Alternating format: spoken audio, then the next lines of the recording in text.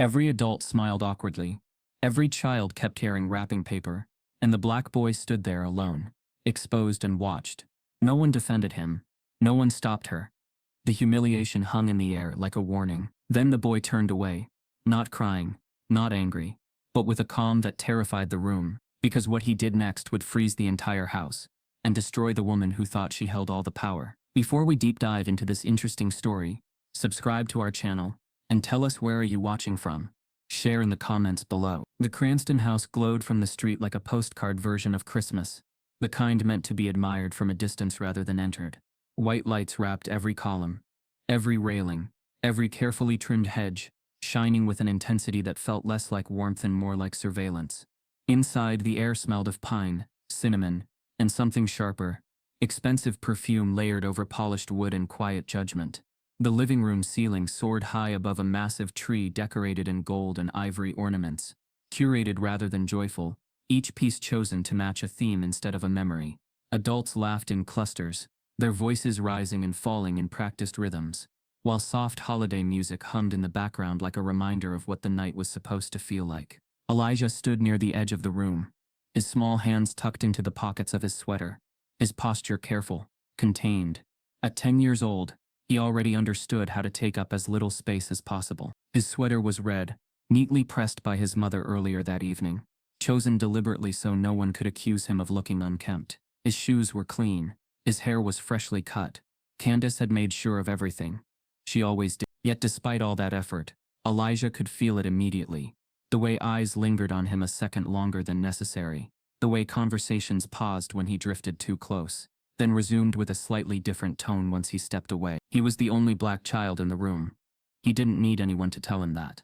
He could feel it in the silence that followed his movements, in the way other children's parents subtly guided them elsewhere with a hand on the shoulder, or a forced smile. The other kids were already tearing into gifts near the tree, their excitement loud and unchecked, paper ripping, laughter bursting free without restraint. Elijah watched them, not with envy exactly, but with a distant curiosity, as though he were observing something through glass. Candace stood across the room, engaged in conversation with a woman who wore pearls, and a smile that never reached her eyes. Candace laughed politely at the appropriate moments, her body angled just slightly away, ready to retreat if necessary. She had learned that posture over years of navigating spaces like this, spaces that invited her in but never truly welcomed her. The invitation to this party had arrived weeks earlier, embossed and elegant, a gesture that felt more symbolic than sincere. Still, Candace had accepted. She always told herself it was important for Elijah to see how these worlds worked, even if they weren't built for him. Marlene Cranston moved through the room like she owned not just the house but the people inside it. She was tall, impeccably dressed in a cream-colored dress that seemed immune to wrinkles or spills, her blonde hair styled effortlessly. Her laughter rang louder than anyone else's, commanding attention without asking for it. She was known in Atlanta's social circles as a philanthropist, a patron of the arts, a woman whose holiday parties were talked about long after the last ornament was packed away. To be invited was an honor. To be seen beside her was a kind of social currency. When Marlene finally noticed Elijah, her gaze sharpened with interest that was not quite kind. She approached him slowly, a glass of wine balanced delicately in her hand, her heels clicking softly against the floor.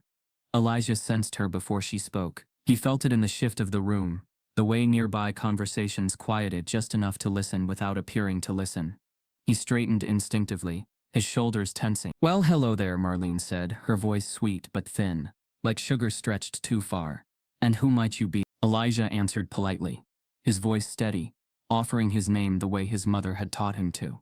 Marlene nodded, as though filing the information away, then glanced toward the tree where gifts were stacked high, wrapped in coordinated paper with matching bows. "You've been very patient," she said, smiling, "but I suppose you've noticed something." Elijah didn't respond immediately. He followed her gaze to the pile of presents, then back to her face. He had noticed, of course. There was no gift with his name on it. There never was, not really. Still, he said nothing. Marlene leaned closer, lowering her voice just enough to feel intimate, while still being heard. "You won't be opening any gifts tonight," she said lightly, as if sharing a harmless secret. "These are for children who belong here. You understand. You don't really deserve one." The words landed without warning, sharp and cold, slicing through the festive air. For a moment the room seemed to freeze, though no one moved to interrupt. A few adults shifted uncomfortably. Someone cleared their throat. No one spoke up. No one corrected her. No one told her she had crossed a line. Elijah felt his chest tighten, a familiar pressure that came not from surprise but from recognition.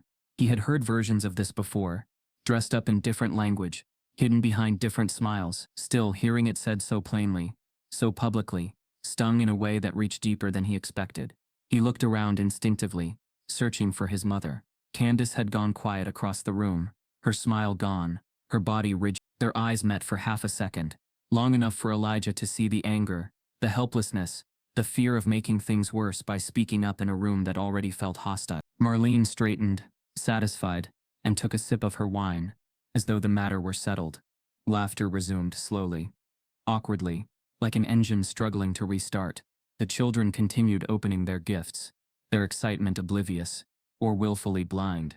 The music played on. Unnoticed by most, a small security camera mounted in the corner continued to record, its red light blinking softly. It captured Marlene's words, Elijah's stillness, the silence of the room. It captured everything. Elijah didn't cry. He didn't argue. He didn't run to his mother or demand an explanation. Instead, he nodded once, a small, controlled motion that felt far older than 10. He turned and walked away from the tree, away from the laughter, toward the hallway that led deeper into the house. His steps were slow, deliberate, as though he were counting them. Candace watched him go, her heart pounding, torn between following him and confronting Marlene. She chose neither, frozen by the same unspoken rules that governed everyone else in the room. Marlene's friends continued to smile, to sip their drinks, to pretend nothing had happened. The party went on, polished and pristine on the surface, while something ugly festered underneath. Elijah reached the hallway and paused, his reflection staring back at him from a framed mirror. He studied his own face, searching for something: anger, sadness, maybe even shame.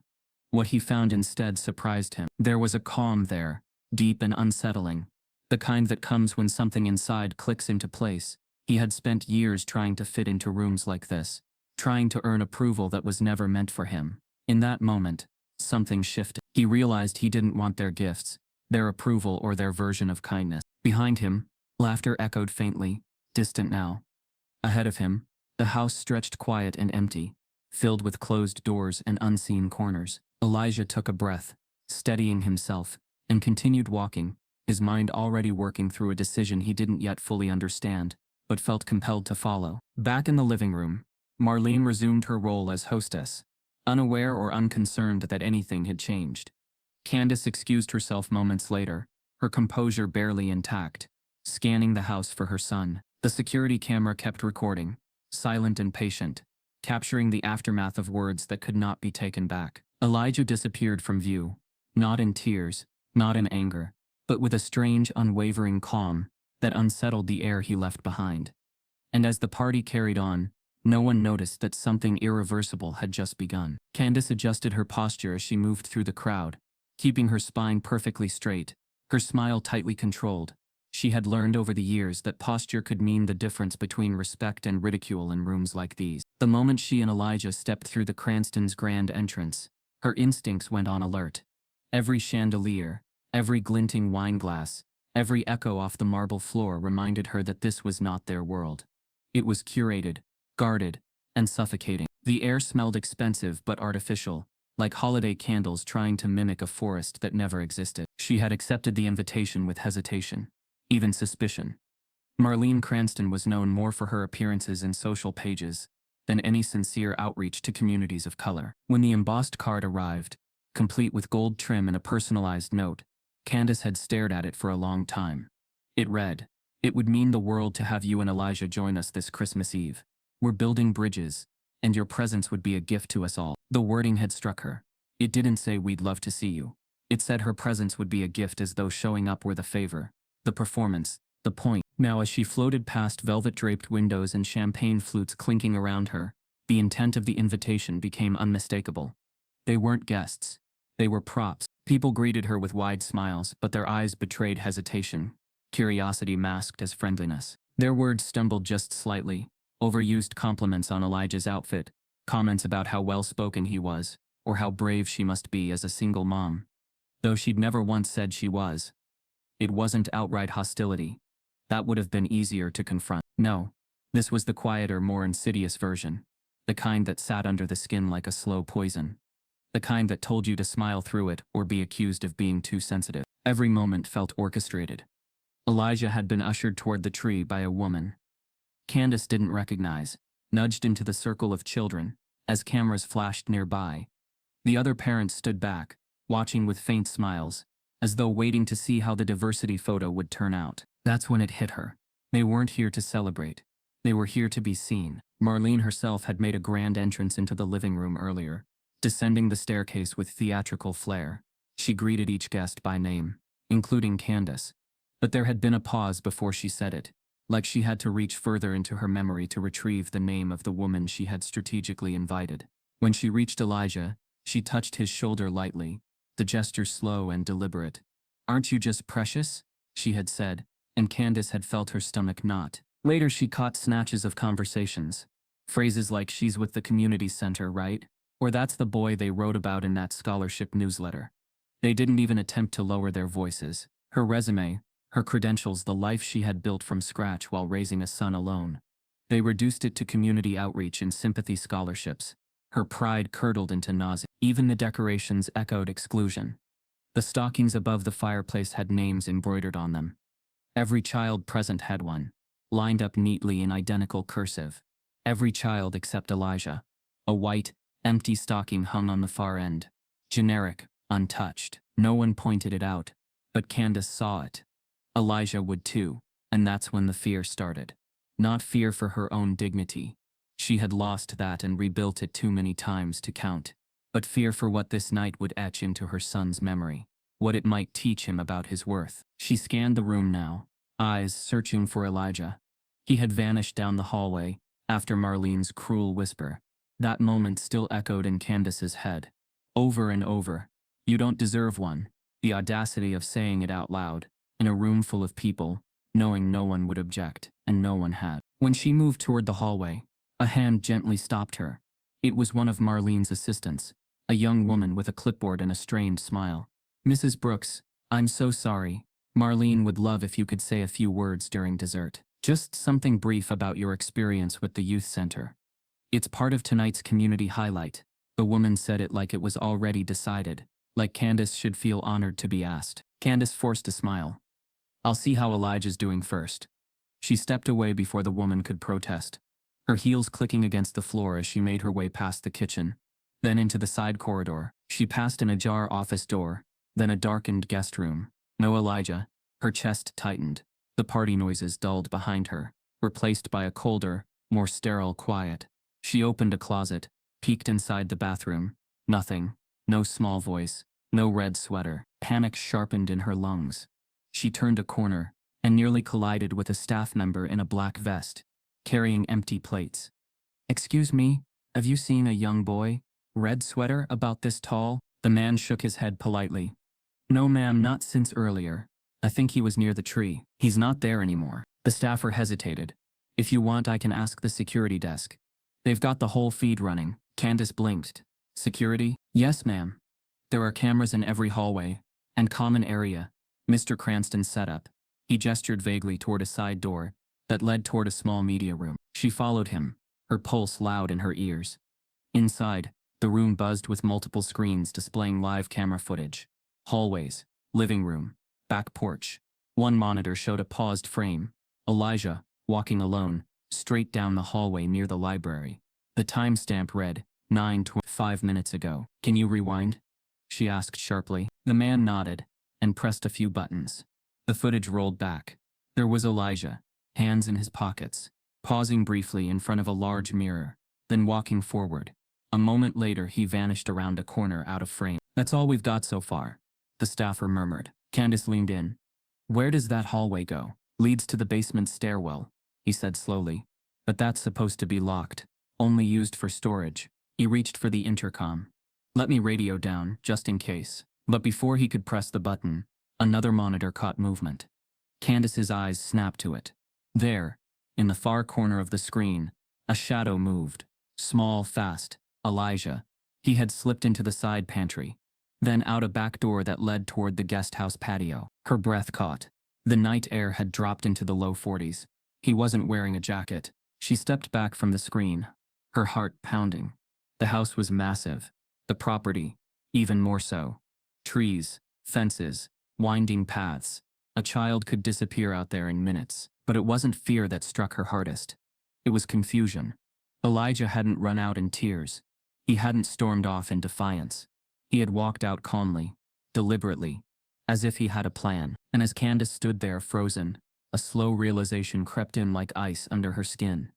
Elijah wasn't just trying to leave the party. He was trying to prove something. Back in the media room, another staffer hit pause on a different camera angle, and what they saw made him swear under his breath.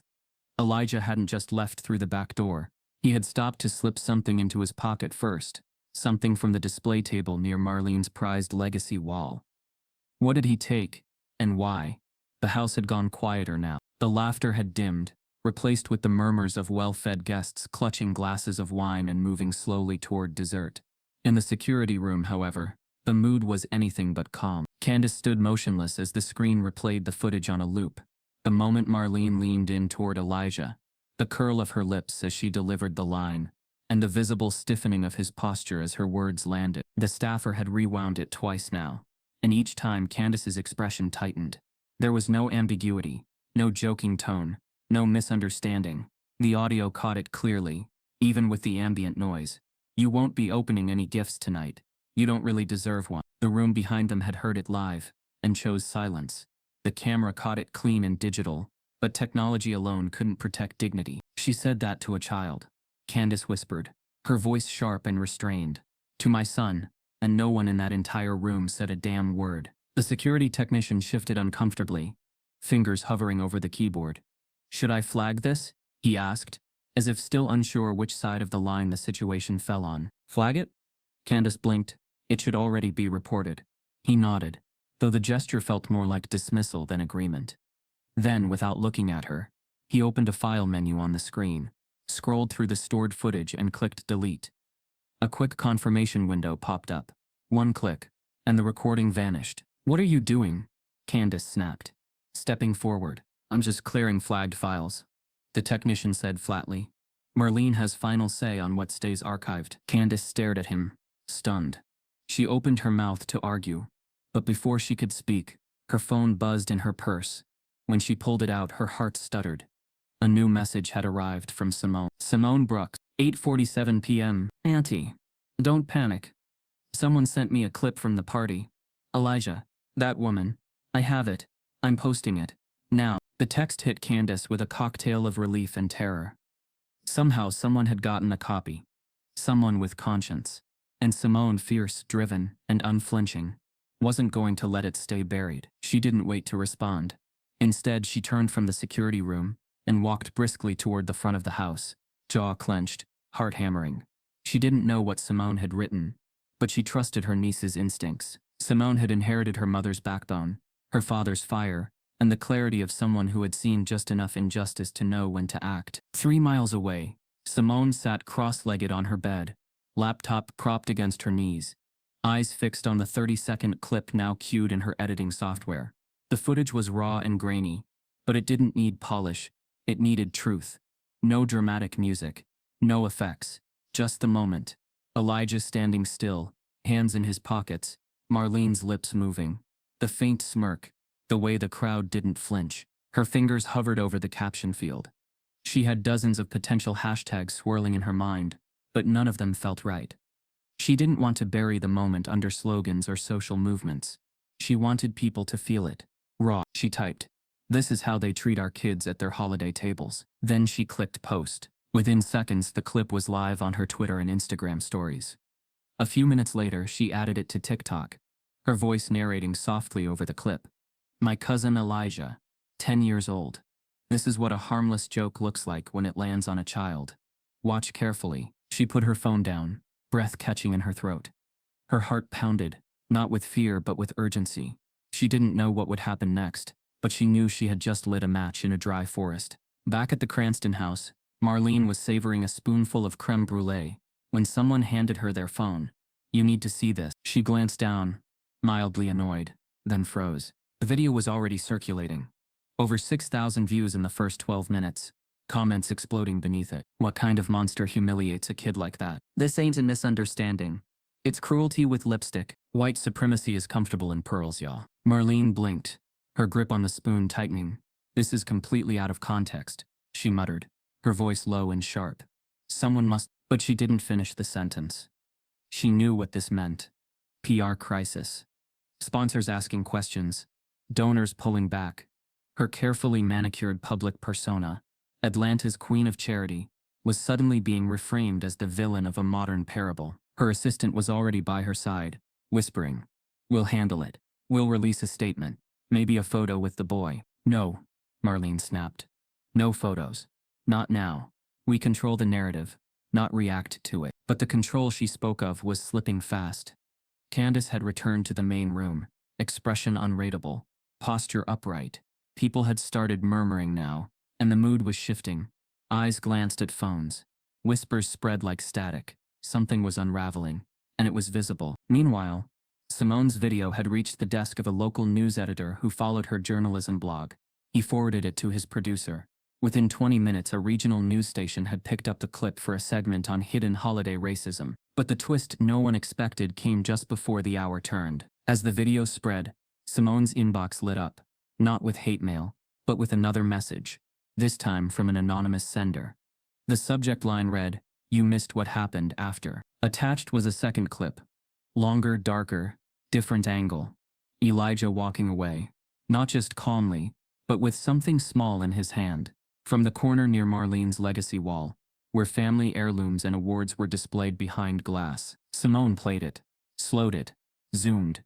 It wasn't a toy. It wasn't random. Elijah had taken something, deliberately, something that, to anyone else, might have looked like a petty act of childish rebellion. But Simone's eyes widened, as she realized what it really was. A photo frame. One that held Marlene's most prized image. A black and white photograph of her great-grandfather, shaking hands with a Southern senator, beneath a plaque, reading "Pillar of the Old South." It wasn't theft. It was a message. Simone stared at the frame frozen in Elijah's hand, heart thundering. The world thought the clip had ended when Marlene humiliated him. But Elijah had kept going.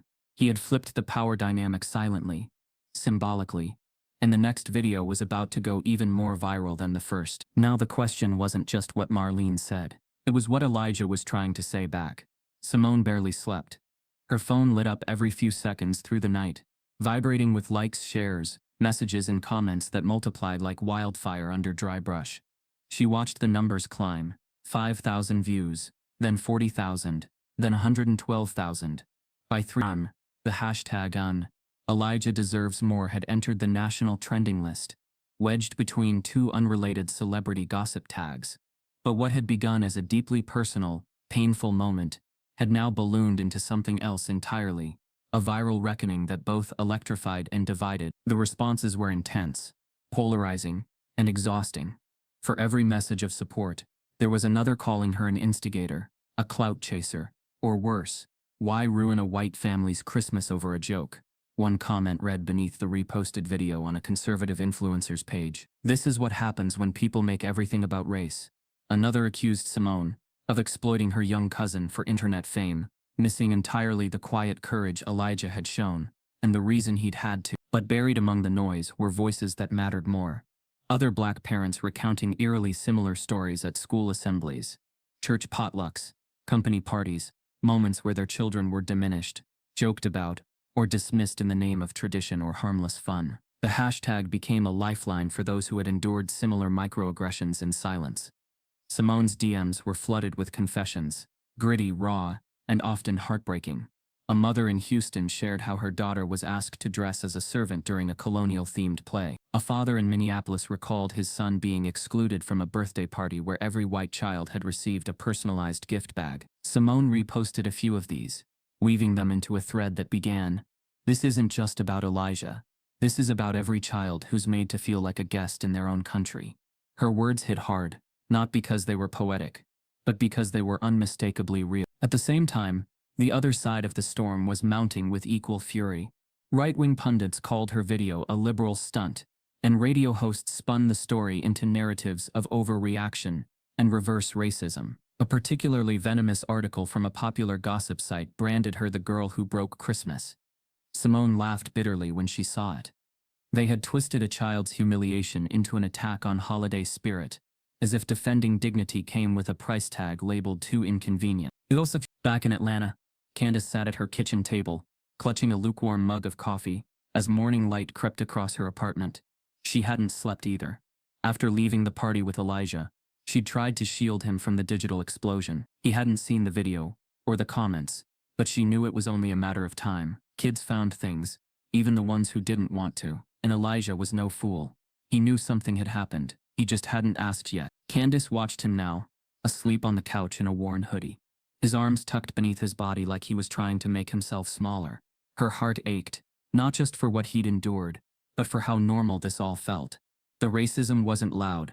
It wasn't burning crosses or shouted slurs. It was quieter, more insidious, like being asked to smile through pain, or told to appreciate being included. It was being invited, only to be shamed once you showed up. Her phone buzzed again.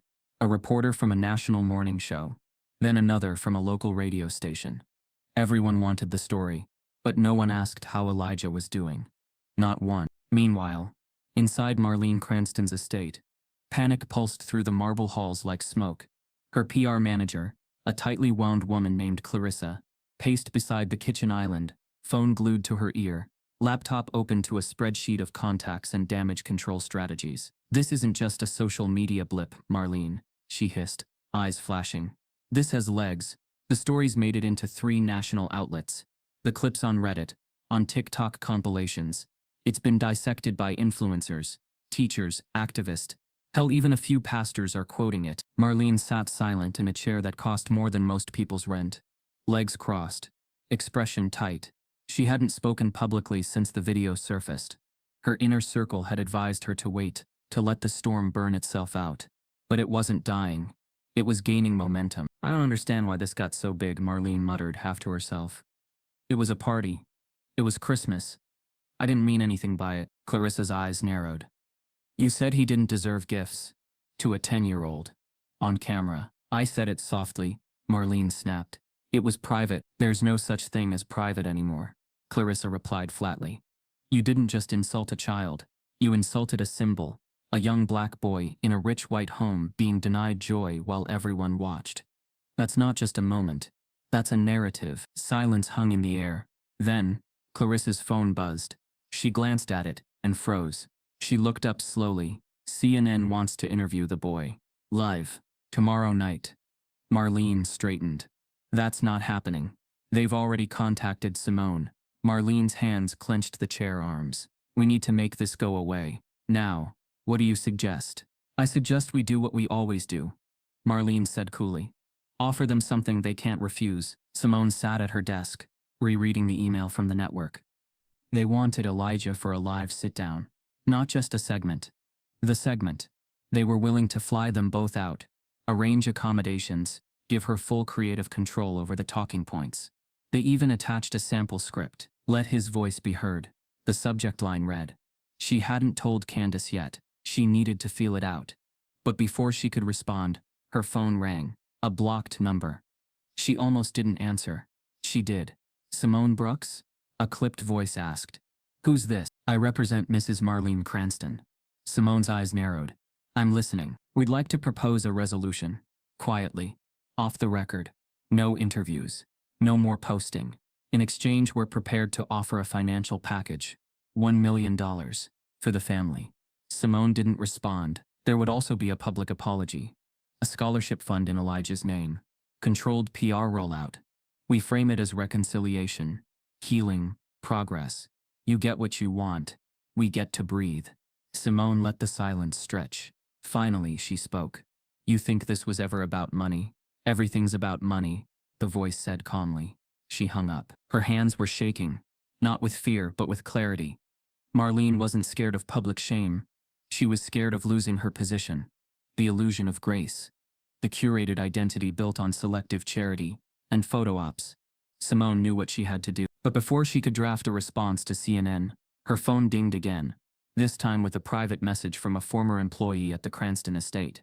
It simply read, "If you think what she said on camera was bad, you should see what she's hiding off it." Attached was a single file. Simone clicked it open, and what she saw made her skin crawl. The image was grainy but unmistakable. Marlene smiling proudly beside a Christmas tree years ago, arm in arm with a man wearing Confederate regalia, a photo tucked in a frame Simone recognized instantly. From the legacy wall, Elijah had walked past. She hadn't just spoken cruelty, she had honored it, and Elijah had taken that frame deliberately. By the following Monday, the snow still hadn't fallen in Atlanta, but the chill in the air was unmistakable. Candace held Elijah's hand a little longer than usual, outside the iron gates of Whitmore Academy, a place that had always felt performatively progressive, but was now showing its truer shades. The morning sunlight bounced off the pristine white columns that guarded the entrance, casting shadows that somehow felt more permanent than the architecture itself. Whitmore prided itself on diversity, inclusion, and character development. But those promises were only as deep as their holiday banners. Elijah had walked its polished halls for nearly 2 years. In that time, he'd earned straight A's, built quiet friendships, and kept his head down more often than any 10-year-old should have to. But ever since the video surfaced, ever since Marlene Cranston's private cruelty became a public spectacle, Whitmore had grown uncomfortable. Not visibly, not in ways you could call out directly, but in the murmurings, the glances, the shifting of tone when Elijah passed. Candace noticed the signs that morning before the school bell even rang. As they approached the front office, the receptionist offered a hollow smile, not quite meeting her eyes. The warmth that had once been used to greet them had cooled into something brittle. "Miss Brooks," the receptionist said carefully, "Principal Heller would like a quick word before Elijah goes to class." Candace stiffened. Elijah, perceptive as ever, looked up at her. "You'll be fine," she said softly, brushing his shoulder. "Go ahead, baby. I'll meet you at pickup." As Elijah disappeared down the hall, shoulders tight, Candace followed the receptionist through a glass door into the principal's office. Mr. Heller stood when she entered, his pressed shirt too crisp, his handshake just a little too firm. The walls behind him were lined with awards for community outreach and educational innovation, but Candace couldn't help but feel the irony thick in the air. "Miss Brooks," he said, motioning to a seat. "Thank you for coming in." "I didn't have a choice," she replied evenly. He offered a rehearsed chuckle. "Well, we just wanted to touch base, given everything that's transpired." Candace leaned back in her chair. "You mean the video?" A pause. "Yes. The media attention. The online discussion. It's complicated." "For who?" she asked, her tone cool. Heller folded his hands. "Some parents have expressed concerns. They're worried the situation is affecting classroom dynamics. There's been tension, distraction. And what exactly has Elijah done?" The principal hesitated, clearing his throat. "He hasn't done anything inappropriate. But there's a change in how he's being perceived." Candace blinked slowly. "Perceived?" "Some of the children are uneasy. They're talking about the video, about what happened at that party, and naturally that can lead to disruption in a learning environment." Candace's jaw tensed. "So let me get this straight. My son was humiliated by a wealthy socialite on camera, and now he is the disruption. I'm not placing blame. Yes, you are.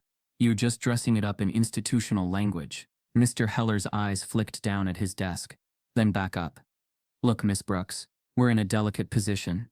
The school has a reputation to maintain.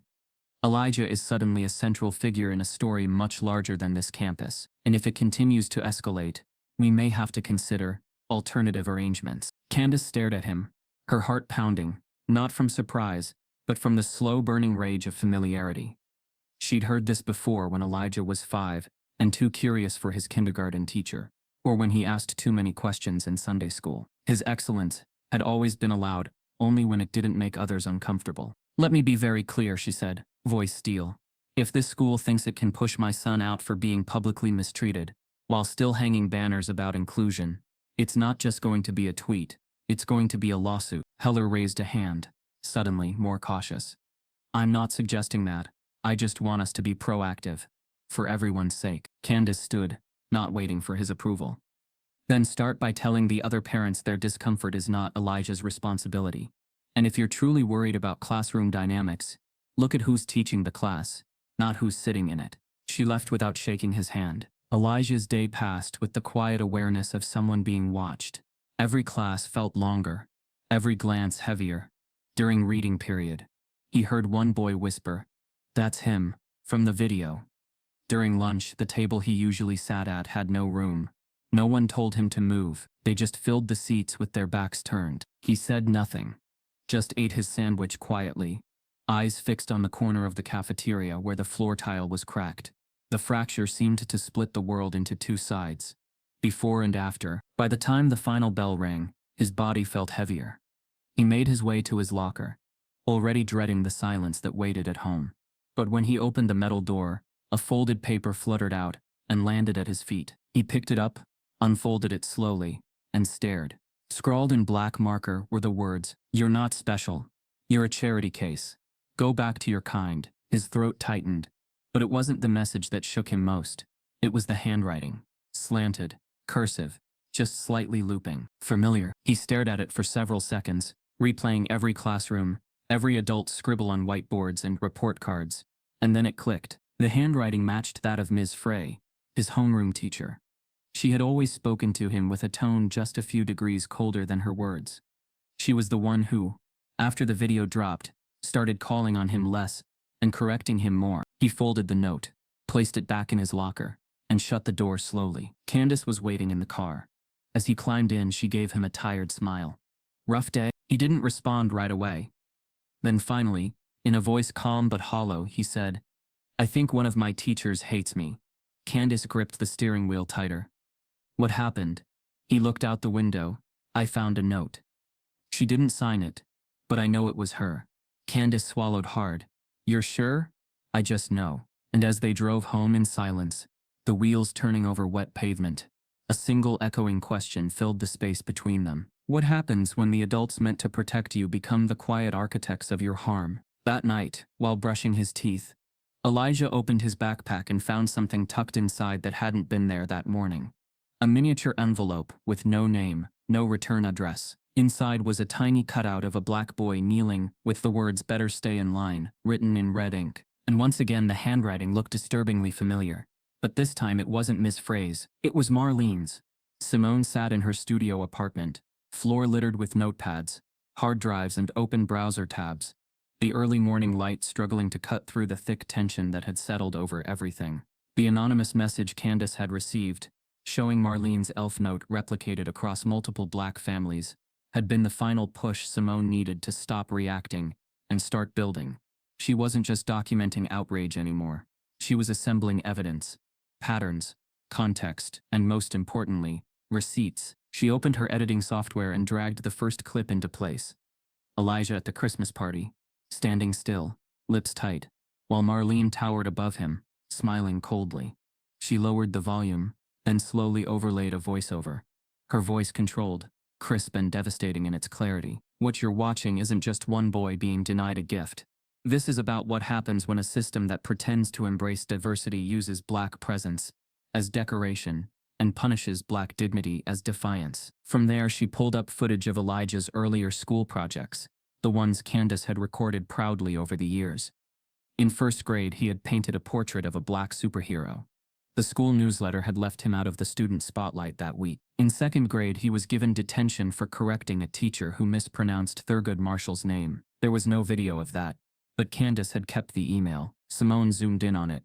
Elijah displayed attitude when asked to remain silent during class instruction. He was told his tone was not appropriate. That phrase, "his tone was not appropriate," looped in Simone's mind like a warning bell. She moved quickly. Interviews with teachers were next. Some declined, some ghosted her. But one, Mrs. Abernathy, Elijah's first-grade art teacher, agreed to meet, retired now, and living just outside Atlanta. She invited Simone to her porch with a pitcher of lemonade and a stack of memories. Elijah was bright, Mrs. Abernathy said, her voice firm. Bright, gentle, and always asking the best kind of questions. But they didn't want him curious. They wanted him compliant. Simone leaned in. "What do you mean?" "First grade," Mrs. Abernathy continued. "We were doing a project on family heritage. I let every child bring in something from home. Elijah brought in a framed photo of his great-grandfather, who'd been one of the first black firefighters in Atlanta. You'd think that'd be celebrated." Simone nodded, her recorder running. The next day, the assistant principal told me to stop the personal family angle. Said it made some of the white students uncomfortable. But what made them uncomfortable wasn't the assignment. It was his pride. Simone exhaled slowly. Did you push back? Mrs. Abernathy sipped her drink, eyes heavy. I tried, but they phased me out by spring. Reassigned my classes. Told me I wasn't aligned with the new vision. I knew what that meant. She handed Simone a folder. I kept copies of my complaint letters. Nothing ever came of them. Maybe now, maybe they'll matter. Simone took the folder with reverence. It wasn't just paper. It was decades of ignored resistance. The kind of evidence that fills the gaps when people say, it's not always about race. Next, she visited neighbors who had watched Elijah grow up. Mr. Raymond, the former Marine who lived down the hall, recalled seeing security tail Elijah at the local mall when he was just 8. Didn't happen to the other kids, he said. They'd just stare at him like he might pocket something at any moment. A family friend described the time a swim coach told Candace that Elijah might be too muscular to compete with the others, that it gave him an unfair advantage. Simone included that clip too, staring at the screen while adding the subtitle "Strength is criminalized. Pride is punished. Presence is policed." Within days, Simone had built something bigger than she expected. Not a video, but a mini documentary, titled simply, "You Don't Deserve This: The Quiet Punishment of Black Children in White Spaces." She uploaded it to YouTube at midnight. By sunrise, it had 180,000 views. By noon, it passed 1 million. The comment section was a battlefield of truth and denial. People thanked her. People threatened her. People begged for part 2. But the most surprising message came not through social media, but through her private email. Subject line: I worked for Marlene Cranston. I have something you need. Simone clicked it, pulse spiking. The message was short, typed from an account with no name. I was her house manager for 6 years. There's more to what she did to Elijah, and it's not just him. I've stayed quiet long enough. I'll talk, but only to you, in person. Attached was a single chilling sentence. You think the elf was her first message? It wasn't even her ugliest. Simone's fingers hovered over her keyboard. The email ended with a burner phone number and a time to meet. Tuesday, 10 a.m., Decatur Public Library. Room. No name. No face. Just a promise to detonate everything. Simone clicked reply and typed 2 words. I'm coming. But before she could hit send, her phone buzzed with a new alert. The documentary had been flagged for review. Someone had reported it for violating community guidelines. If it was removed, the truth would vanish again. And Simone had a sinking feeling she already knew who had filed the complaint. Marlene wasn't backing down. She was escalating.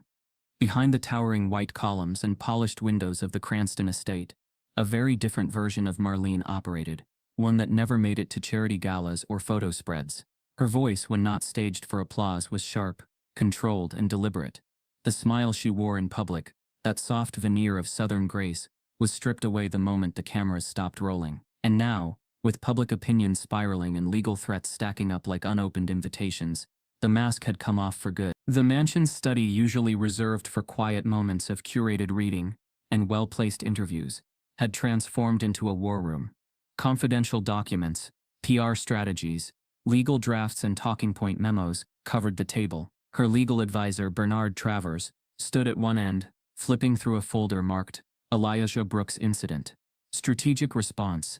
Beside him, her new crisis publicist, Ivy Reynolds, reviewed a bullet-pointed action list, her lips pressed in a line of polished urgency, but none of them were the center of gravity. That belonged to the former house manager, a woman named Geneva Aldridge, who now sat across the room with a hard drive in her lap and truth in her eyes. You're not here to fix this, Geneva had told Simone just hours earlier in a confidential meetup.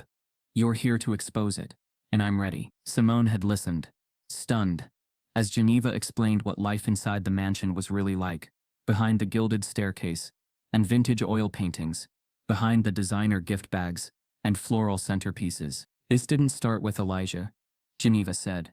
It started a long time ago. He was just the one that made it impossible to look away. She revealed how Marlene had regularly used photos of children from underfunded schools, mostly black and brown, for her Holiday Hope campaigns. The kids were invited under the guise of community outreach, dressed in Cranston-provided sweaters, and photographed beside white families opening gifts. Not a single one of those children's names were mentioned. They were props, not people. And they were never paid, never asked for consent. Their parents often didn't know what the images were being used for. She called it aesthetic balance, Geneva said. She'd actually say that, said every photo needed a halo of diversity to look authentic. Simone had recorded every word. Geneva then placed the hard drive in Simone's hands, full of raw archived photos and email threads spanning nearly a decade. In one message, Marlene wrote to a PR assistant, "Add a brown girl to the left side of the fireplace shot. We need symmetry." In another, "No hijabs or afros. I want it inclusive but subtle." Simone had stared at the screen in horror. And no one stopped her? Geneva gave a tired smile. People tried. They didn't last long. But the most damning revelation was the list of children who had been brought to these events under the name of philanthropy. Geneva showed Simone a logbook, one with over 30 names, including 2 children who'd later spoken out about being excluded from private schools after Marlene sponsored them. Their parents had believed the events were opportunities. In reality, they were photo ops. Marlene would stage a holiday moment, just long enough to get the perfect image, then quietly withdraw her support, leaving the families confused and humiliated. She calls it quiet philanthropy, Geneva said bitterly. But it's selective exploitation. It's racial optics without racial accountability. Back at the mansion, Marlene was trying to reframe the damage. "We spin it," she snapped to Ivy. "We say the events were private, off the record, that the images were never meant for promotion, just internal documentation." Ivy hesitated. "That won't hold if the hard drive gets out. There are timestamps. There are captions. One folder is literally labeled, Media Pack 2. Marlene's eyes narrowed. "Then we discredit the source." "Geneva." She was let go. "We say she's disgruntled, bitter, violating confidentiality." Bernard looked up. "You fired her 2 years ago. If she signed an NDA." "She refused." Marlene cut in. "Said it felt unethical." There was a pause. "She knew then?" Bernard asked. Marlene scoffed. "She thought she was noble. I thought she was naive." But Geneva had not been naive. She had been calculating. And now she was finally done watching. Simone sat at her laptop that night, uploading the files Geneva had given her. Each image was more devastating than the last. Candace watched from the couch, silent, as Simone scrolled through photo after photo. Black and brown children arranged carefully in frames. None of them named, none of them smiling fully. Their joy was staged, their inclusion transactional. "This is going to break," Simone said softly. "She's been doing this for years." Candace nodded. "And they'll still try to protect her." And they did. Before the footage could go fully live, someone attempted to file a mass copyright takedown of the entire folder, claiming it belonged to Cranston Foundation Intellectual Archives. But Simone had already uploaded the backup to 4 cloud servers and passed it to 2 independent journalists. It was only a matter of time. But just when it seemed Marlene couldn't sink further, the twist came. An old photograph surfaced. One not from the hard drive. It came from an anonymous Reddit thread, posted without fanfare, buried under a headline, "Recognize this philanthropist from the night." The image was clear. Undeniable. A younger Marlene, grinning at a private country club, face painted in grotesque blackface, wearing exaggerated red lipstick, with a gold chain around her neck, and a sign behind her that read, "Ghetto Glamour, Southern Style." She was surrounded by other partygoers, dressed in equally offensive caricatures. The date stamp, December. The internet exploded. Simone's inbox flooded. Her DMs crashed. Multiple journalists reached out for comment. And yet, the mainstream media remained cautious. Unconfirmed authenticity, they said. Context unknown. Cable news hesitated. Morning shows danced around it. The headline was too explosive, too dangerous for sponsors. Blackface Paul philanthropy, child exploitation. Marlene's attorney issued a denial. "That photo is digitally manipulated. We are exploring legal action." But people knew. They knew that smile, that face, that posture. Still, the question lingered like smog. Would the media care? Would this be the breaking point? Or just another buried scandal protected by wealth, whiteness, and reputation? Candace didn't wait to find out. She called a press conference. Simone cued the slideshow of the archived photos, and Elijah, quiet and composed, stood behind them holding the very elf doll Marlene had sent, now placed under a glass case, labeled "This was your apology."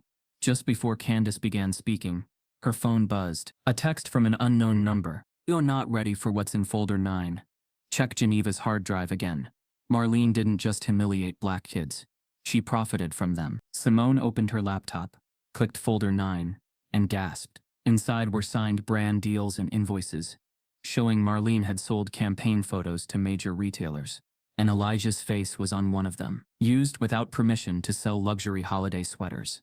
The morning after Simone's documentary crossed the million-view mark, the Cranston Estates neighborhood was a different world. The sprawling cul-de-sacs, once quiet and meticulously manicured, were now plastered with homemade signs declaring unwavering support for Marlene Cranston. Large placards reading "Stand with Marlene and Don't Cancel Christmas" dotted the yards of pristine lawns, their bold lettering like small battle flags staking a public claim against what residents called the unwanted storm. Candace drove Elijah past the first dozen signs on their way to church, noticing the way some neighbors stared as they passed, eyes that judged them not for their silence but for not supporting the backlash.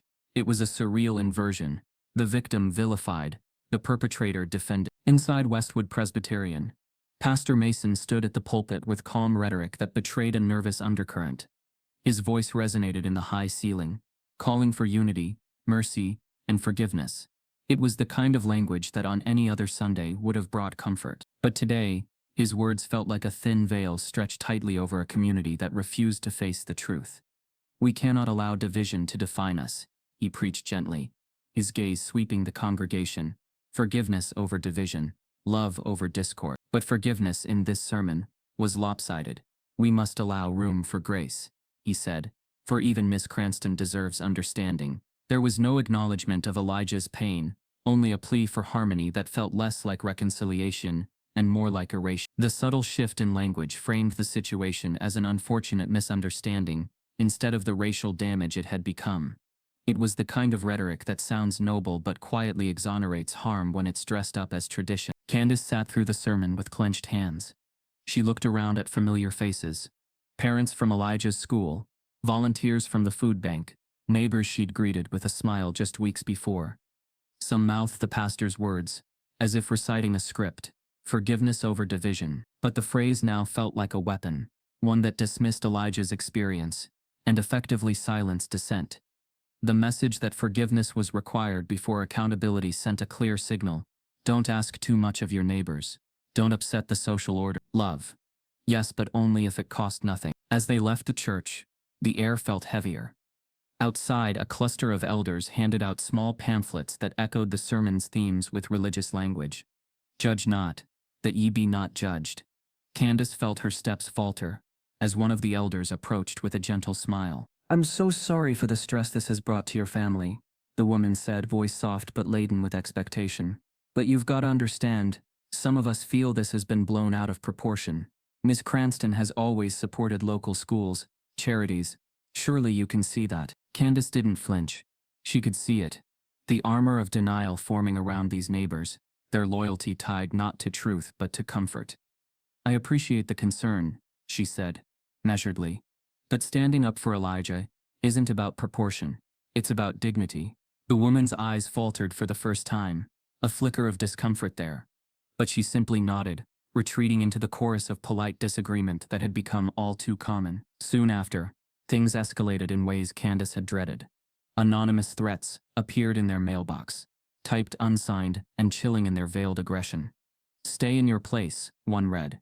"Don't make our holiday ugly." Another arrived on social media. "Your son's face should stay off our lawns and off our screens." Each message was different, but the sentiment was the same. The community was mobilizing against them, and just beneath the surface, it was rooted in terror disguised as tradition. Elijah bore the weight of this differently.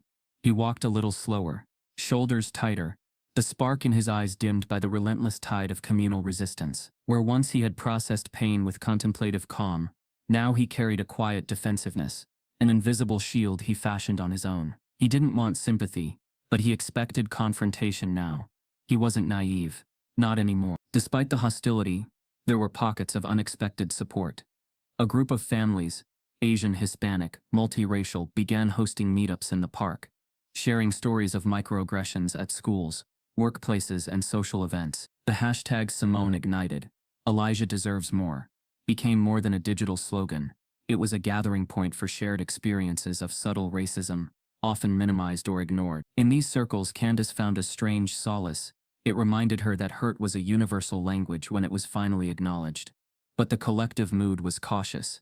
People whispered about keeping these conversations private to avoid backlash from the broader neighborhood. Meanwhile, the media narrative, once centered on Marlene's public humiliation of a child, had begun to shift under pressure from local voices defending her. Opinion columns downplayed the racist undertones, calling it an isolated, awkward moment, blown out of context. Social media influencers in the area framed the incident as a clash of personalities rather than a racial moment, shifting the focus from systemic bias to personal misunderstanding. Through clever framing, the story lost its moral clarity and started morphing into a tale of preservation, of community reputation over accountability. What had ignited as public outrage against privilege was being rewritten as an attack on tradition itself. This is exactly how systemic racism persists, through narrative control and denial, dressed in community loyalty and fear of disruption. Human rights careers. Candace watched the narrative change with mounting disbelief. Local news had already contacted her once to ask about how the holiday spirit could be restored. They weren't asking about the harm done to Elijah. They were asking how to close the story. It felt like the community was consolidating around the idea that an apology and a gift basket should have been enough. But for people who lived with the cost of this kind of dismissal where a child's dignity is secondary to comfort, nothing was enough without accountability. Tension reached a boiling point when the neighborhood association announced a community reconciliation night. It was to be held at the town's civic center, with speeches, refreshments, and an open dialogue on what the holiday meant for everyone. The invitation made no mention of Marlene, Elijah, or the viral video. Instead, in bureaucratic language, it framed the issue as a moment for unity and healing. Candace knew from every coded word and polite veneer exactly what unity meant in this context. Move on, forget the incident, and reassure the community back into its comfort zone. That wasn't reconciliation, it was erasure. Despite her reservations, Candace resolved to attend. Something about the invitation felt like an opportunity, either to speak truth to the gathered crowd, or to expose the hollowness of their proclaimed unity. She wasn't sure which yet. She told Simone, and Simone offered to bring cameras, not just for documentation, but to broadcast the event live, so the wider world could see what reconciliation looked like when shaped by privilege and protection. On the evening of the meeting, the Civic Center buzzed with polite chatter. Families in winter coats clutched cups of cocoa, neighbors exchanged strained greetings. There was a stage set with a podium draped in holiday greenery, an aesthetic designed to smooth any conversational edges. Candace and Simone walked inside, eyes scanning the room. The sea of faces was familiar, but the atmosphere felt heavier than any Christmas gathering should. Then, at the front of the room, a voice boomed through the speakers. "Thank you all for coming tonight," began the association president, a tall woman with silver hair and a practiced smile. "We're here to reaffirm our community values of respect, tradition, and mutual understanding." The audience clapped politely, some with genuine warmth, others with the distracted civility of people afraid to upset a prevailing narrative. Candace felt her pulse quicken as the speeches began, each one a variation on the same theme. Talk about healing, let bygones be bygones. Avoid divisiveness at all costs. The talk of divisiveness was especially jarring. It implied that speaking about racism created disunity, rather than acknowledging that the inequity itself had already done that. Suddenly, the doors at the back of the room opened. Candace turned, expecting another neighbor late to the event. But it wasn't a neighbor. It was a busload of activists, parents and children, many of them black and brown, marching in with signs that read, "Truth before comfort, accountability now, and heal with justice." The room froze. Candace met the eyes of the first person off the bus, an unexpected face she never thought would stand with them. It was Marlene's own former assistant, the woman who'd once delivered the tone-deaf gift basket, and who now held a stack of unredacted files that would reshape the entire neighborhood's understanding of what really happened that night. Candace didn't rise from her chair. She rose from every humiliation she had buried for years. The town hall's overhead lights felt too bright, almost surgical, exposing everything: the curated banners, the forced smiles, the silence that had dressed itself in polite language and called itself reconciliation. The applause from the crowd that had welcomed the protesters had faded, replaced by anticipation. She could feel it pressing into her skin. She stood, walked to the podium, and for a moment, paused, not to gather composure. She already had that, but to make them wait, to make sure they knew she wasn't nervous. She was ready. "I want to thank everyone who showed up tonight," Candace said, her voice firm but intimate, as if she were addressing them from across a kitchen table instead of a stage. Because showing up is something this town hasn't done enough of. The words hung in the air like a match over gasoline. My name is Candace Brooks. I'm the mother of Elijah, the 10-year-old boy your community watched get publicly humiliated, and then quietly blamed for your discomfort. A few people shifted in their seats. Others looked down. You called it a misunderstanding, she continued. You called it just a moment. A joke. A misstep. You sent cookies. Gift baskets. You had a pastor speak about forgiveness. But not once did anyone ask what Elijah needed, or if he was okay, or what it does to a black child when a room full of adults lets him shrink, lets him vanish, lets him be shamed, and then dares to frame him as the disruption. Simone had her phone raised from the second row, live streaming the speech. Within 45 seconds, the comment section was flooding with fire emojis, tears, reposts. Candace wasn't just speaking, she was unraveling the performance of white guilt in real time. My son, Candace continued, didn't cry that night. He didn't scream. He didn't demand justice. He walked away, because even at 10, he knew if he showed any emotion, you'd call it attitude. If he asked why there wasn't a gift for him, you'd say he was entitled. And when Simone posted the video, you said we were attacking Christmas. She let the silence stretch long enough to make them uncomfortable. Your children don't have to fight for humanity. Ours do. Your children are taught they're precious, that any mistake is forgivable. Ours, we're taught that even our silence is a threat. Her voice broke slightly, not from weakness but from truth cracking its way out. Elijah has been called aggressive, by his school, by parents. He was called disruptive, for simply existing in your narrative. But the real disruption was never him. The real disruption was the truth he forced you to look at. Candace's hands tightened at the podium. And now that truth has become too loud to ignore. You want us quiet again. You want the outrage to calm down. You want it swept under the rug so you can get back to potlucks and parent-teacher conferences like nothing happened. She leaned closer to the mic. But we are not going back to silence. Not now. Not ever. The room had stopped breathing. Even the janitor in the back, an older black man with gray at his temples and a mop in his hand, stood frozen, eyes glistening. Candace turned toward him for the first time. And if no one else claps, I hope at least one person in this room knows what it feels like to raise a black child in a world that wants him obedient, invisible, or gone. The janitor raised his hands, and he clapped, once, twice, then slowly, defiantly, a rhythm that echoed through the hall louder than any choir could. The sound rolled like thunder. People began to rise, some ashamed, some inspired. But no one sat still. It was no longer about Candace. It was about them. Their silence, their choices, their complicity. The live stream surged past 100,000 viewers. Simone's phone shook slightly. As more people joined, politicians, celebrities, parents, activists. By the time Candace stepped away from the mic, the room wasn't just changed. It was cracked open. Simone met her halfway down the steps, whispering, CNN already requested rights to syndicate the clip. It's going everywhere. But before Candace could reply, her phone buzzed. Unknown number. Subject legal notification. Cranston Family Foundation. The message read, cease and desist. Any further public dissemination of defamatory statements made during your speech will be met with full legal action. You are hereby prohibited from licensing, distributing, or profiting from any recording of the event. Simone read over her shoulder and hissed. They're trying to shut you down. Candace didn't blink. They're scared. But the fear ran deeper than she realized. The next morning, Candace's lawyer confirmed it. Marlene's foundation had filed an injunction to block the speech's broadcast. Their legal claim, unlawful character defamation against a recognized philanthropic institution. Worse, the injunction came with a civil lawsuit threat. If the speech aired, if Simone's footage was licensed, Marlene would sue Candace for defamation, slander, and emotional distress. She's suing me, Candace said, staring at the document, for telling the truth. And she's suing me for recording it, Simone added, claiming I strategically manipulated public opinion.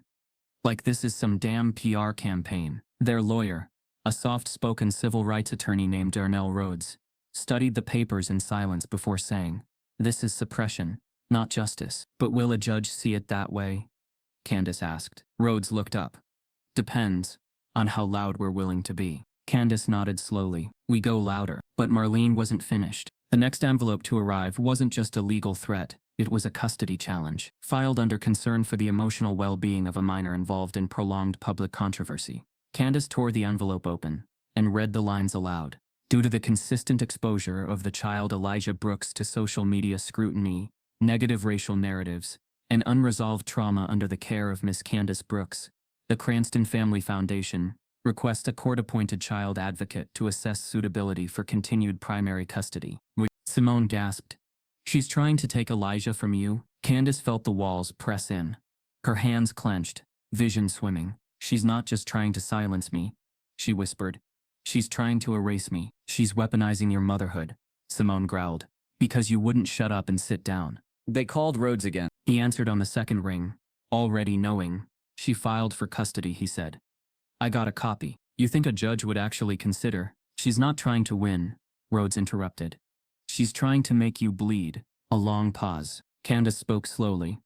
Then I hope she's ready for war. The public didn't stay silent. Simone's video of the speech, blocked on some platforms, was reposted on hundreds more. Mirror accounts went viral. Influencers quoted it in reels. Educators played it in classrooms.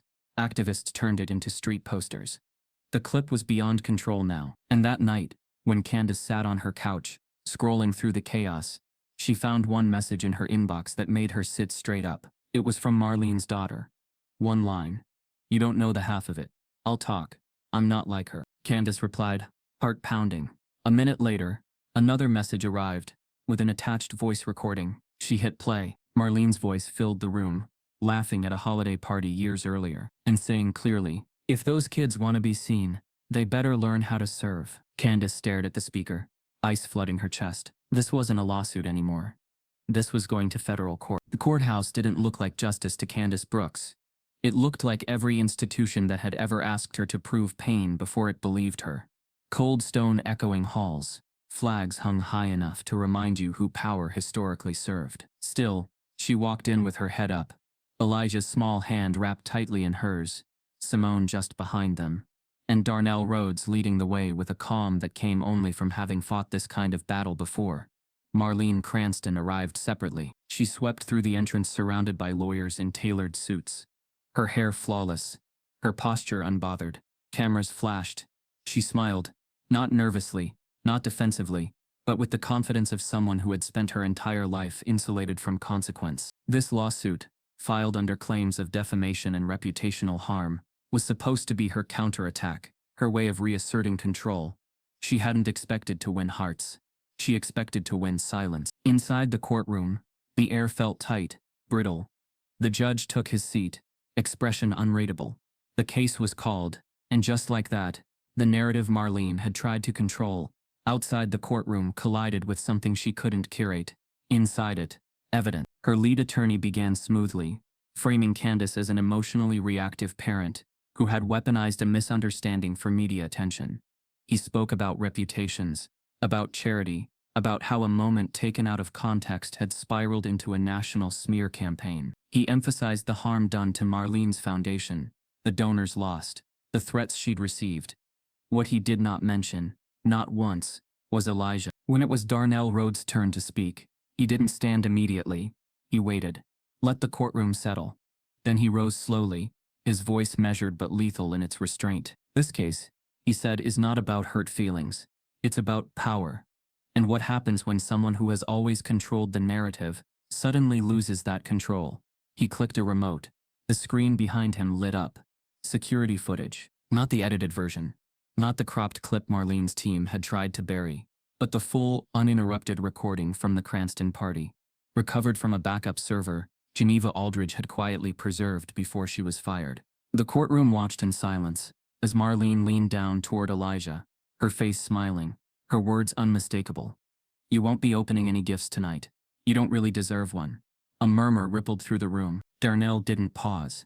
He let it play until the silence afterward, until Elijah walked away, until no one intervened. Is that a misunderstanding?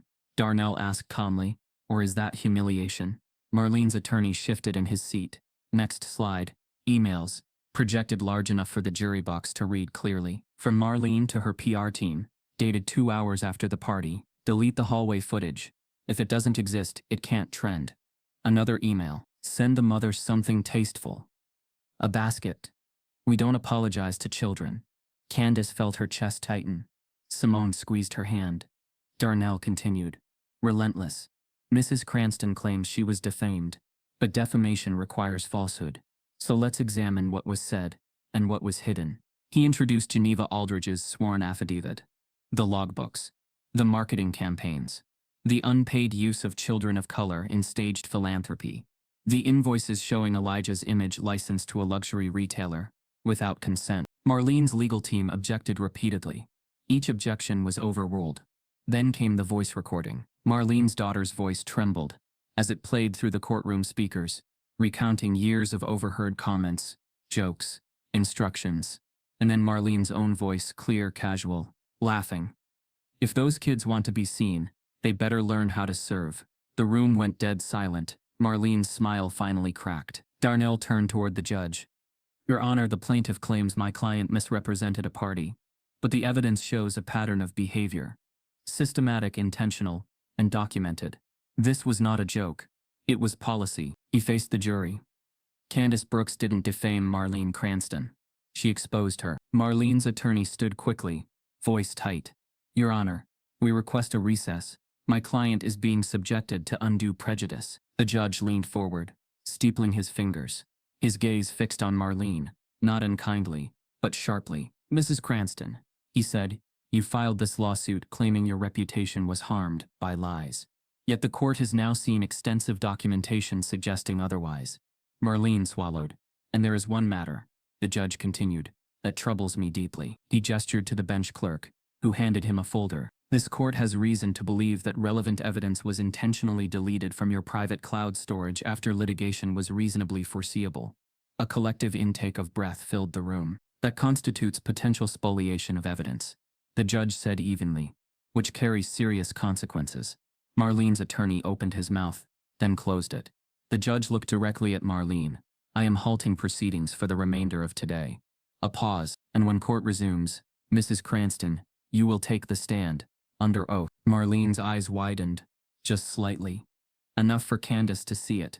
Enough to know this was the first moment Marlene had truly lost control. Elijah looked up at his mother, whispering, does that mean she has to tell the truth? Candace squeezed his hand.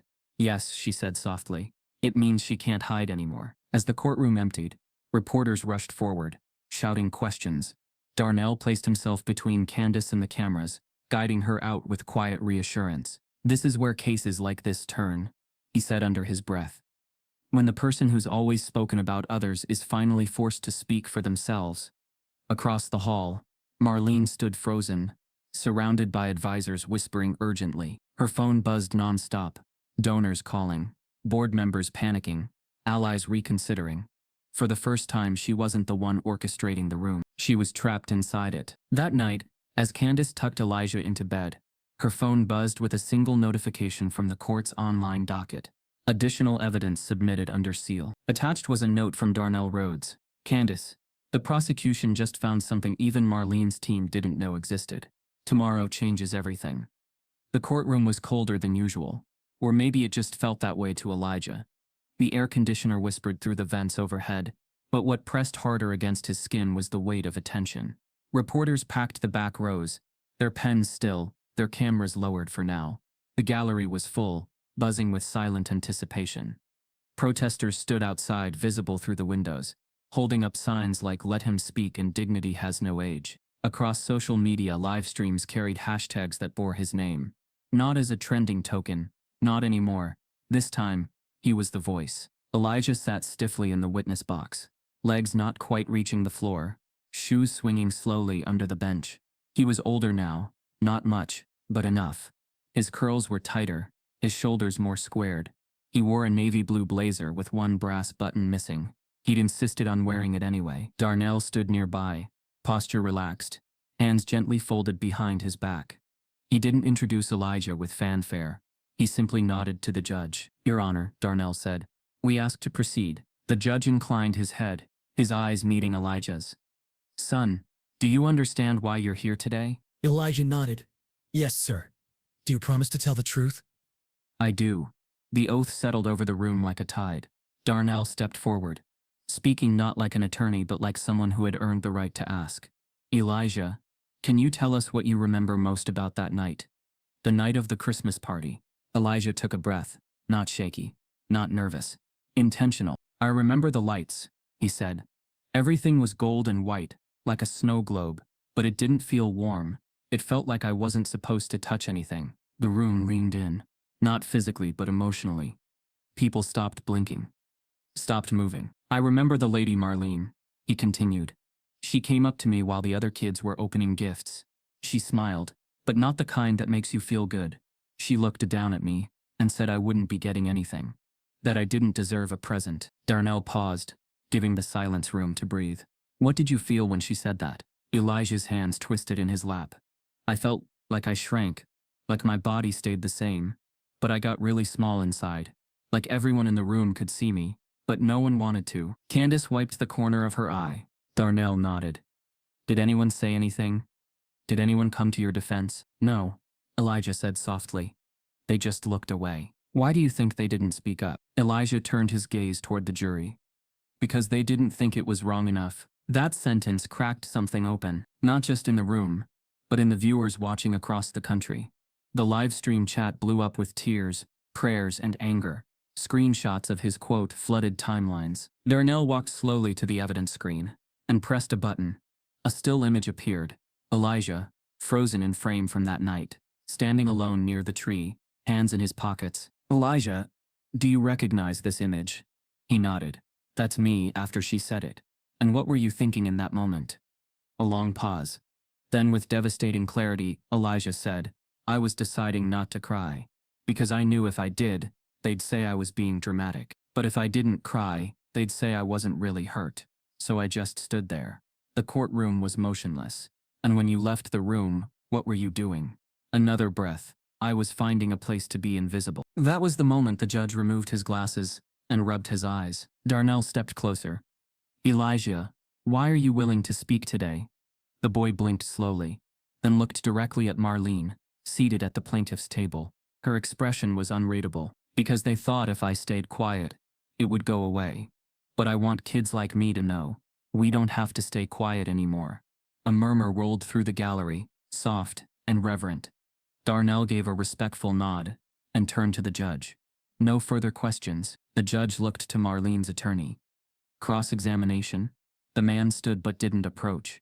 His voice lacked the aggression that had colored earlier parts of the trial. Elijah, do you believe Mrs. Cranston intended to hurt you? Elijah didn't flinch. I think it didn't matter to her if she did. That answer ended the cross before it could even begin. Candace closed her eyes. Outside, the protesters chanted Elijah's name. Inside, the nation watched a child do what grown men in suits had failed to. Speak with honesty that pierced straight through legacy, money, and power. The judge straightened. Mr. Rhodes, any final submissions? Darnell looked toward Candace, then Simone, then Elijah. No, Your Honor. The truth has already been submitted. The judge nodded slowly. He turned his chair, scribbled a note, then court is adjourned until verdict. Jury is dismissed to deliberate. But before the gavel dropped, the judge paused. I want to commend this young man, he said, nodding to Elijah, for his clarity and his courage. Elijah simply bowed his head. The gavel struck wood, and the room burst into movement.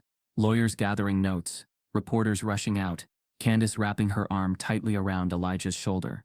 But none of them said a word. Not yet. Outside, people were waiting. Not just for the verdict, but for validation. For a system to say, out loud, this child mattered. Hours passed. No verdict.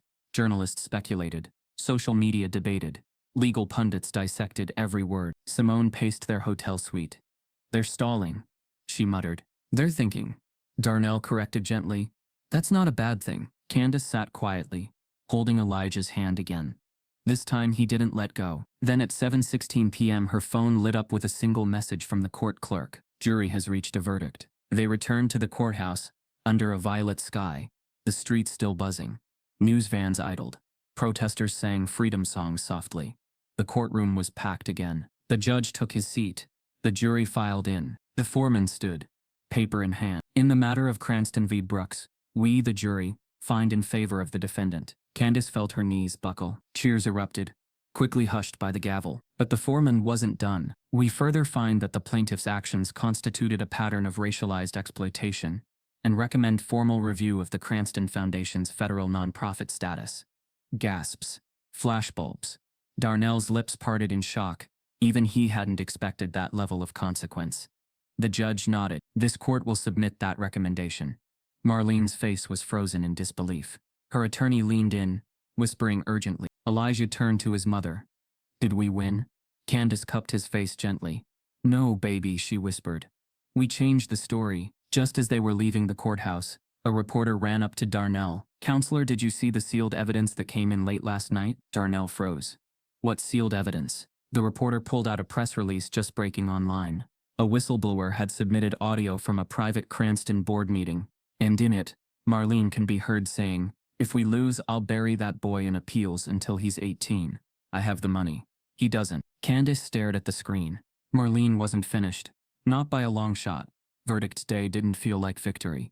It felt like exhaustion wearing a thin mask of relief. The courtroom was full again, but the energy was different. Less suspense, more calculation. People had already chosen their sides long before the jury returned. Candace sat upright, hands folded in her lap. Elijah beside her, his legs swinging slowly the way they always did when he was trying not to show nerves. Simone leaned forward, jaw tight, phone powered off for the first time in weeks. Darnell stood with the stillness of a man who knew the law had done what it could, but also knew its limits. Marlene Cranston entered last. She wore a tailored navy suit, pearl earrings, and a smile that looked almost serene. Not nervous, not shaken. It was the smile of someone who understood systems. Someone who knew that even when she lost, she would not fall. She nodded politely to the gallery, as if arriving at a fundraiser instead of a reckoning. The judge took his seat. The jury filed in. The foreperson stood, voice steady, and read the decision. The words landed clearly, formally, without drama. The court found in favor of Candace Brooks. Damages awarded. A formal, public apology mandated. A recommendation for further review of the Cranston Foundation's nonprofit status. A censure strongly worded, against the misuse of power and racialized harm. For a split second, Candace closed her eyes. She felt Elijah's hand tighten around hers. But before relief could fully bloom, the sentence that mattered most arrived. Quiet, clinical, devastating in its simplicity. There will be no criminal charges.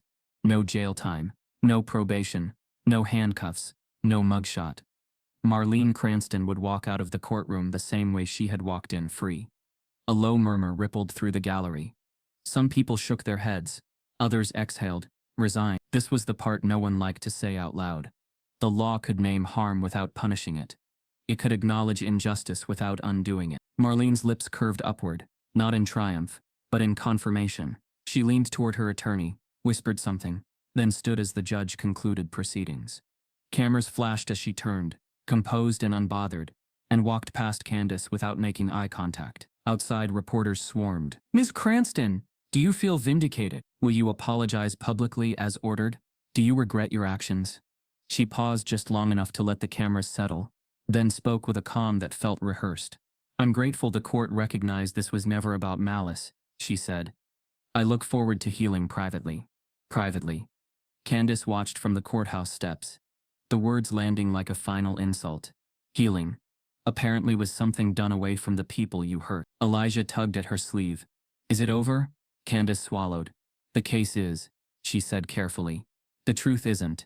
If the courtroom delivered limited justice, the outside world delivered something else entirely." Within hours, brands began to distance themselves from Marlene. First quietly, logos removed from her foundation's website, sponsored posts deleted. Then loudly, a luxury retailer issued a statement condemning the misuse of racial imagery. A regional bank froze donations pending review. A national nonprofit announced it would no longer partner with the Cranston Foundation due to utter misalignment. Social media moved faster than any court ever could. Archived videos resurfaced. The blackface photo reappeared, now verified. Screenshots of old tweets. Clips of Marlene's past speeches reframed with chilling clarity.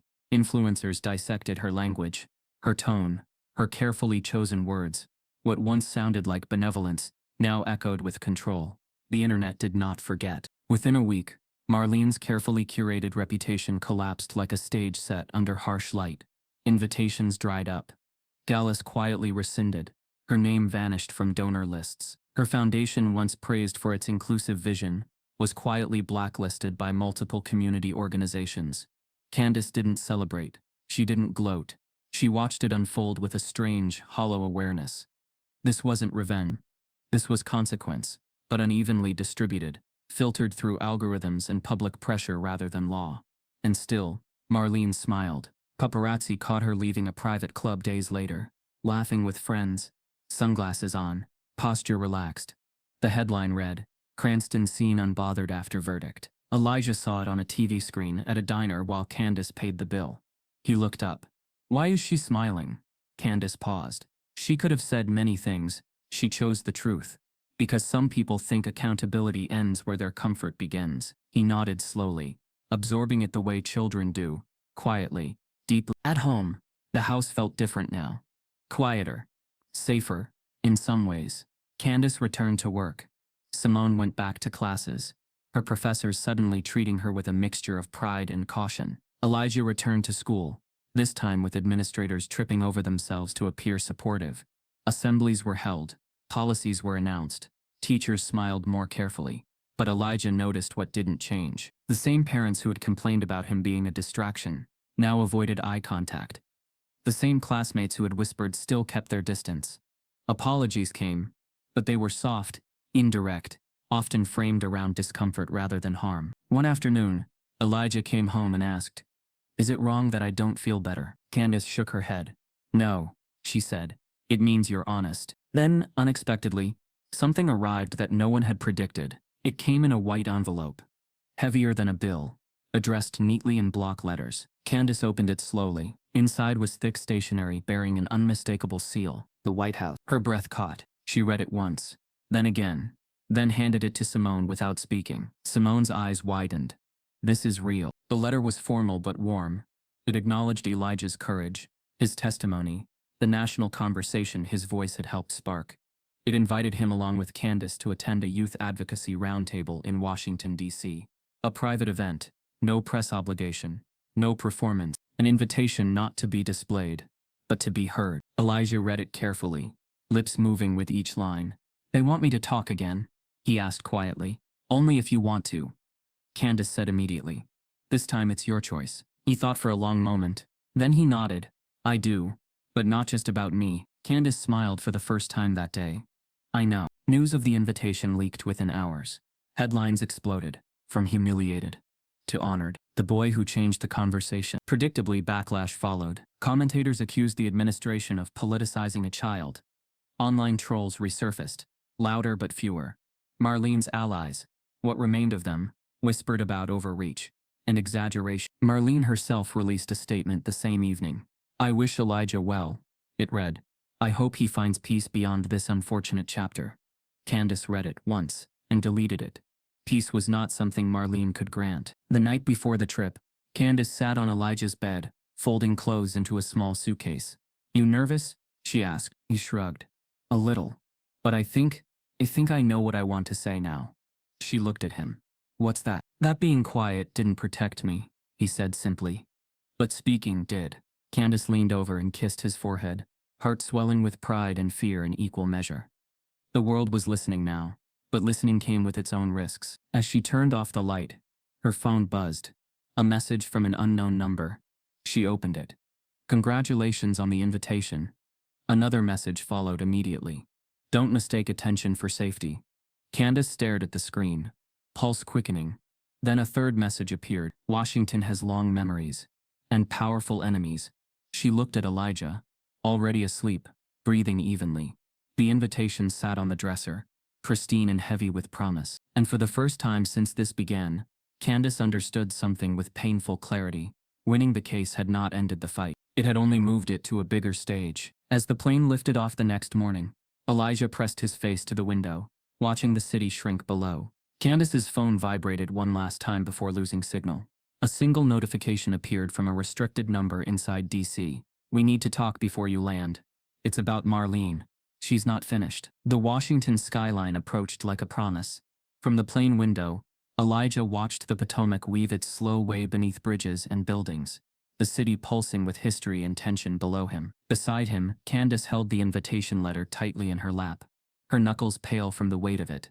Simone sat across the aisle, headphones nestled around her neck, phone alive with breaking news alerts and coverage of Elijah's speech circulating on every major network. There was no illusion of ease, This was a different stage, and the stakes were colossal in their complexity, but there was something quieter and sturdier beneath it all. A sense of purpose. Stepping off the plane and into the airport terminal, the trio was met not by paparazzi, but by young activists holding handmade signs celebrating Elijah's courage. They weren't performers or opportunists, just kids and teens whose lives had been shaped by moments similar to his. The microaggressions, the whispered exclusions, the subtle erasures that whispered "you don't belong here." As Elijah shook hands and exchanged brief smiles with them, Candace felt a swell in her chest. Pride, yes, but something deeper, like an old hurt finally landing on solid ground instead of shifting sand. Their first stop was a roundtable discussion at a youth advocacy center, tucked between government buildings and strip malls, selling DC souvenirs. The room was full of young people, black, brown, indigenous, Asian, multiracial, all holding stories like thin scars held beneath careful smiles.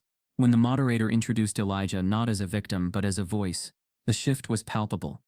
People didn't whisper consoling words, they leaned in, they nodded, they listened. "Elijah," said a girl with braids looping down her back, "you helped me tell my teacher that the way she corrected my voice in class felt like erasure.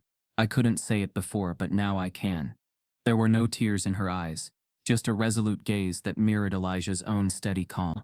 Another young activist, a boy with a skateboard, explained how he'd drawn courage from Elijah's trial to confront racial bias in his own school's disciplinary policies. The room was not a stage, it was a gathering of souls who had learned to speak their truth in a world that would rather they stayed quiet. Candace watched all of this with an ache she didn't expect. It wasn't pride that settled in her chest, it was vindication, not in the sense of revenge, but in the sense of meaning. The thing that had tried to erase her son had instead ignited a quiet revolution in rooms much smaller and much larger than the one where the Christmas party first happened.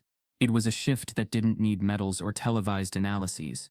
It needed resonance. And here, in this room of steadfast young faces, that resonance was palpable. After the roundtable, their attention shifted to more formal meetings with advocacy organizations and legislative aides who spoke in earnest about children's mental health, the impact of racial trauma, and the necessity of elevating youth voices. When Candace was introduced as the founder of the newly launched Brooks Foundation for Child Dignity and Equity, the room erupted not with applause but with thoughtful commitment. The foundation was her answer to a wound she once hoped would heal in private. Now, it was out in the open, a support system for children and families pushed to the margins by everyday bias and structural erasure. Simone's moment came sooner than expected. A producer for a national news network approached her after a panel discussion on youth media and responsibility. He spoke with a blend of admiration and urgency, telling her the way she framed Elijah's story had changed the way journalists approached narratives surrounding race, children, and media responsibility. Within 48 hours, she was offered a national news internship, one that came with a platform she had never imagined. She didn't celebrate immediately, not with the gravity of what this internship meant for her own voice and the voices she hoped to uplift. But when she told Candace and Elijah, the three of them shared a quiet moment of disbelief, as though they were finally acknowledging just how far they had traveled from that first humiliating party. Yet even as days passed with meetings, interviews, and strategic collaborations, a thin thread of unease curled beneath the celebrations. An unease Candace felt but didn't name, until it found its voice at Elijah's school assembly. The assembly hall was packed with parents, teachers, and children gathered for a mid-year recognition of student achievements. Candace sat in the front row, bouncing slightly in her seat, as the principal praised essay winners and attendance stars. The microphone passed from one child to another, each speech building toward a crescendo of commendations. And then the principal, in a move that made Candace's heart stall, announced a special guest, someone who had agreed to share a few words on integrity and resilience. Candace's breath hitched when she recognized the woman walking toward the stage. Her posture was composed, her clothing tasteful and unremarkable, but her presence struck like a cold wind. It was Marlene Cranston. The room tensed collectively. Some parents frowned, others whispered. A few students didn't know who she was, but they could feel the sudden shift in the air. Marlene didn't approach the podium right away. Instead, she looked out at the audience, eyes scanning faces, until they settled on Candace. Their gazes locked for the barest heartbeat, and in that stretch of time, Candace felt as though she was being pulled backward into every moment Marlene had tried to silence her. Then, with a smoothness that was unmistakably calculated, Marlene began to speak. "I'm here today to talk about unity, she said, her voice low but confident, the kind of tone that had once commanded holiday galas. About how our communities can come together to support our children, all our children, in becoming responsible, resilient adults. She didn't mention Elijah. She didn't offer an apology. But as her eyes slid over the crowd and landed on Candace again, they didn't feel warm. They felt like a challenge. Candace sat still as Marlene's words washed over the hall. Some parents nodded politely, some shifted uncomfortably, and Elijah, seated beside Candace, didn't look toward her. Instead, he kept his eyes trained on the speaker with a careful calm that held more awareness than most adults possessed. When Marlene finished, the room clapped. A polite, measured applause, nothing more. Candace could feel the tension knotting in her chest. After the assembly, parents crowded around children celebrating certificates. Teachers smiled, and the buzz of everyday school life resumed. But Candace stayed seated, watching Marlene slip out the side door, escorted by a school board member who murmured into her ear, something wasn't right. Before she could stand, a stranger approached her. Tall, composed, and wearing an expression that felt too serious for the backdrop of kindergarten posters and trophy cases. He introduced himself quietly. "Ms. Brooks," he said, voice measured. "I'm David Bishop. I work with a coalition focused on educational equity." Candace nodded, guarded. He didn't rush. He didn't shake her hand. He simply met her eye. "There's something you should know," he said, lowering his voice. "What you're seeing now, Marlene's appearance here, isn't about unity. This community was one of her strongest supporters before everything went public. And now she's working to reframe her image by re-entering school systems, where she still holds influence." Candace felt a chill crawl up her spine. Bishop continued, "I've studied her involvement in several school districts. She's donated funds. Yes, but with heavy strings. Curriculum influence, teacher placement, awards named after her. It's not philanthropy, it's legacy building." Candace absorbed the words, every sentence unraveling the illusion she'd almost allowed herself to nurture, that Marlene might have softened. That time, exposure, and consequence could temper her. Bishop didn't stop. "There's more," he said. "And it's why she's here today. She's not finished with this fight." Candace's breath caught.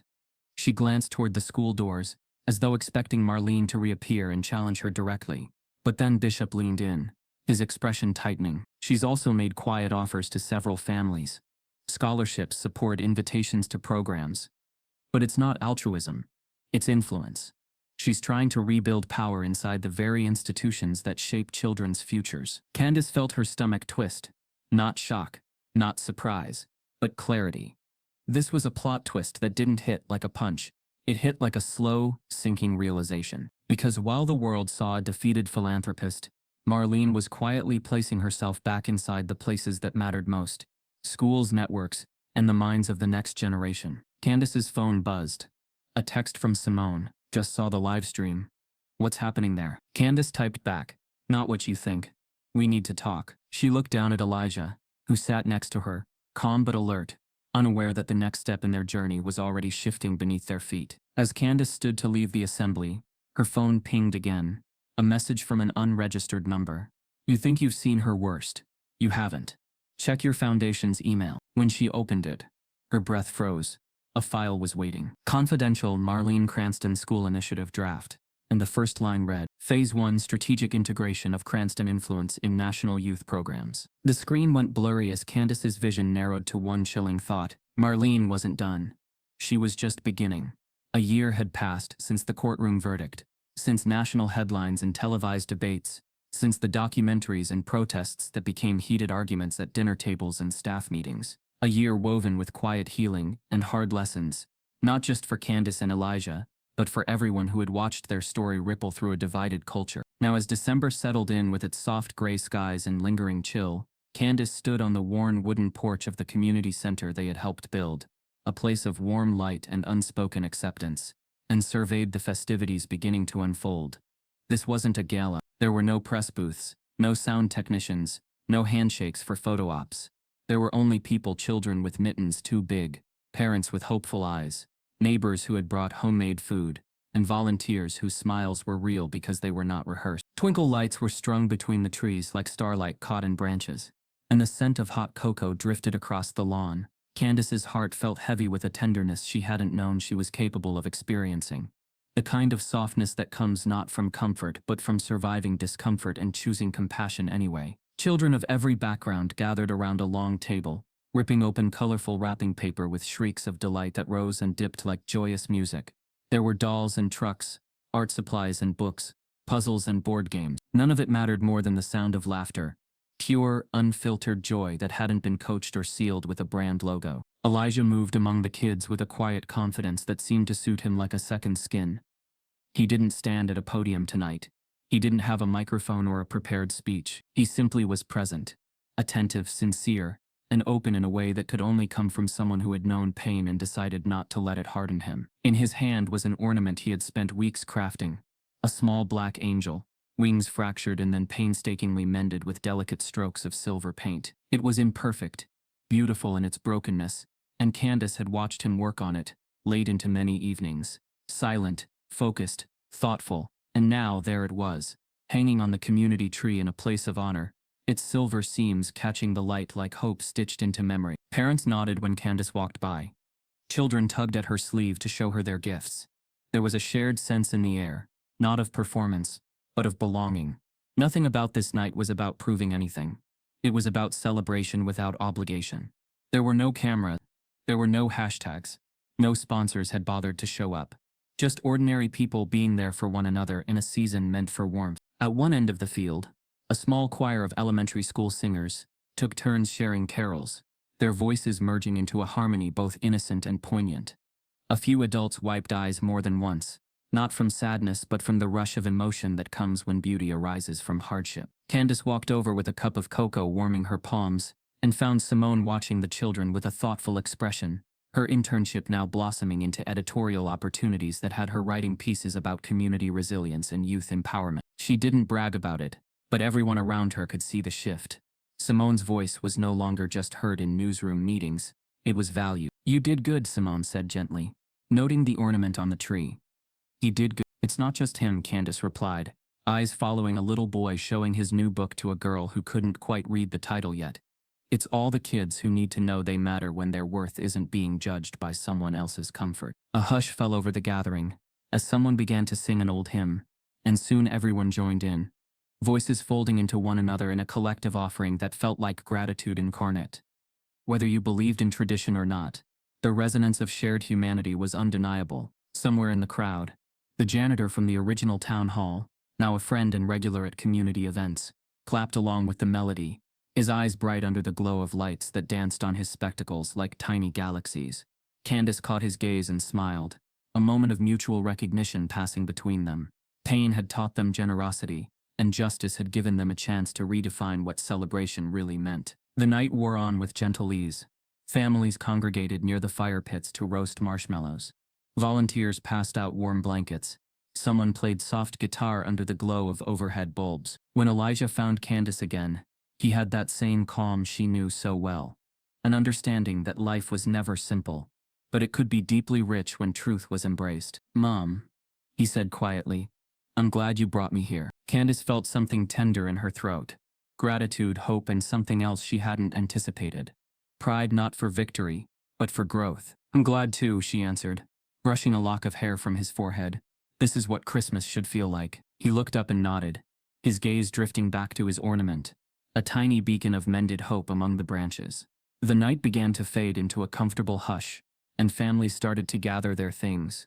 Children clutched their gifts, cheeks flushed with warmth and cocoa sugar. Candace exchanged hugs and warm wishes with neighbors and friends, who had become family over the year. Simone snapped a few candid photos just for memory, never for social media. That's when the unexpected twist of the evening arrived.